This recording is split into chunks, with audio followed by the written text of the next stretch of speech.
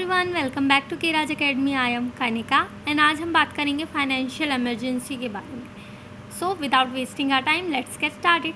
तो financial emergency जो कि हमारे आर्टिकल 360 ऑफ इंडियन कॉन्स्टिट्यूशन में दी हुई है वो हमें ये बताती है कि जो प्रेसिडेंट है वो सेटिस्फाई होगा कि जो फाइनेंशियल स्टेबिलिटी है या फिर क्रेडिट ऑफ इंडिया या उसके किसी पार्ट के टेरिटरी का वो थ्रेटेंड है। मींस जो प्रेसिडेंट इस बात से सेटिस्फाई होगा कि जो इंडिया की फाइनेंशियल स्टेबिलिटी या फिर उसका क्रेडिट या फिर any part of its territory वो थ्रेटेंड है, राइट। सो 38 कॉन्स्टिट्यूशनल अमेंडमेंट 1975 ने ये कहा कि जो सेटिस्फैक्शन है प्रेसिडेंट का वो फुल एंड फाइनल है और वो किसी भी कोर्ट में क्वेश्चन नहीं किया जाएगा।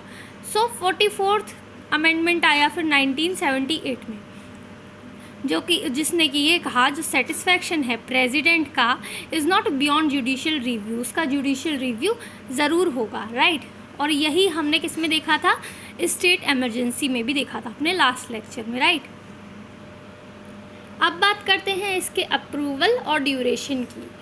सो ये अप्रूव होगा by both of the house, दोनों हाउस से, मीन्स राज्यसभा एंड लोकसभा से, विद इन 2 months, मीन्स 2 महीने के अंदर from the date of issue.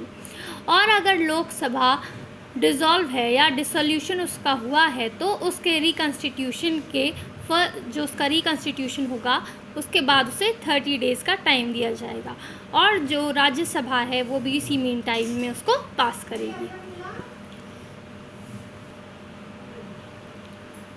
Once approved by both of the House of Parliament, it continues for indefinitely till the revocation. Means जो पहले हमने दोनों इमरजेंसी देखी उसमें एक टाइम लिमिट थी, पर इसमें कोई टाइम लिमिट नहीं है। एक बार इसे लगाने के बाद ये ना तो इसमें कोई अप्रूवल आगे लेने की ज़रूरत पड़ती है, जो कि टाइम अप्रूवल पहले हमने देखा था और स्टेट इमरजेंसी में कि 6 months के बाद अप्रूवल लेना पड़ता था। इसमें ऐसा कुछ भी नहीं है और ना ही इसमें कोई मैक्सिमम टाइम पीरियड है, राइट। रिवोक बाय प्रेसिडेंट इसे रिवोक करेगा किसी भी टाइम विदाउट पार्लियामेंट्री अप्रूवल। फिर अब इसके इफ़ेक्ट्स आते हैं। The executive authority of centre extend, जो सेंटर की एग्जीक्यूटिव अथॉरिटी है वो एक्सटेंड हो जाती है। और reduction of salary and allowance of all और any class of person serving in state. तो मीन्स जो गवर्नमेंट सर्वेंट होते हैं उनकी सैलरीज़ में रिडक्शन होना स्टार्ट हो जाता है, वो चाहे वो किसी भी क्लास के हो। Reservation of all money bills और other financial bill from the for the consideration of president. तो जो प्रेसिडेंट है वो रुकवा सकता है मनी बिल को या फिर फाइनेंशियल बिल को जो कि स्टेट में पेश होने जा रहे थे, उसकी कंसेंट के बाद वो पेश होंगे। फिर जो प्रेसिडेंट है वो डायरेक्शन देगा reduction of salary and allowance of any class of people serving in the union. Means यहाँ पर बात हो रही है जजेस के, सुप्रीम कोर्ट के और हाई कोर्ट के जजेस के बारे में, और ऊपर हमने बात करी थी गवर्नमेंट सर्वेंट के बारे में।